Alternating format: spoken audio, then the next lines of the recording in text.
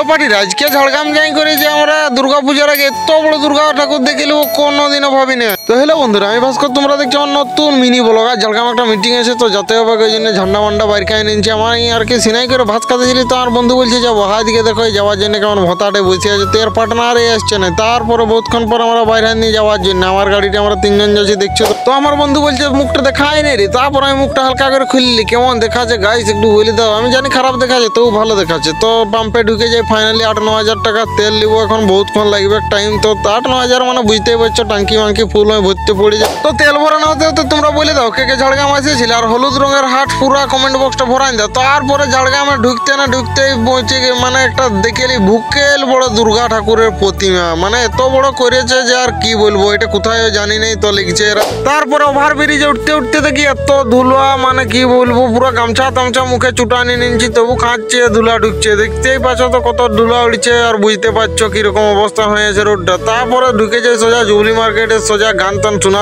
হালকা হালকা, ওইদিকে যাবো আমরা। কোন দিকে হচ্ছে আমরাও জানি না।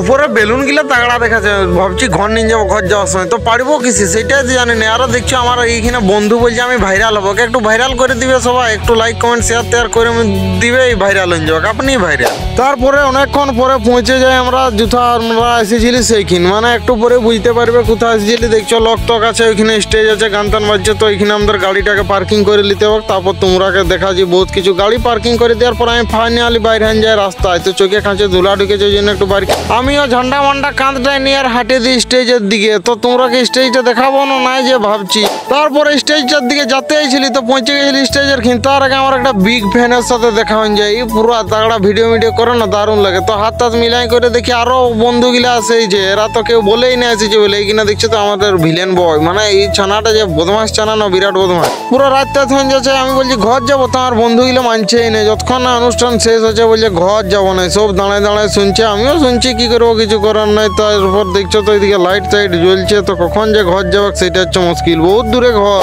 বহুতক্ষণ পর পুরাপুরি হওয়ার পর এখন আমি গাড়িটা ঘুরাই নিচ্ছি। এখন বলছি তারা যা নাই যে আমিই তো ঘর যাবো। তো আমার দিকে দিকে এরাও সব ঘুরাই নিচ্ছে, বলছে না চ ঘরে চলে যাবো। আর কি দেখছো তো ওভার ব্রিজে কিরকম ভিড় হয়েছে, রাতের বেলায় খাঁচে ভিড় হয়েছে। তো আমরা ঘর চলে যাই, তোমরা লাইক কমেন্ট শেয়ার আর ফলোটা করে দাও। তো তোমরা কোথায় যাচ্ছ, ভিডিওটা শেষ হলো তো এটা বলে দাও কোন জায়গা, কে কে জানো একটু কমেন্টে বলে দাও দেখি কোন জায়গা। রাতের বেলা এখানটা যে দেখা আছে না পুরো দিনের এরকম, মানে রাত বলে কেউ বলবে কি নেই, বলো হালকা করে কমেন্টে কোন জায়গা।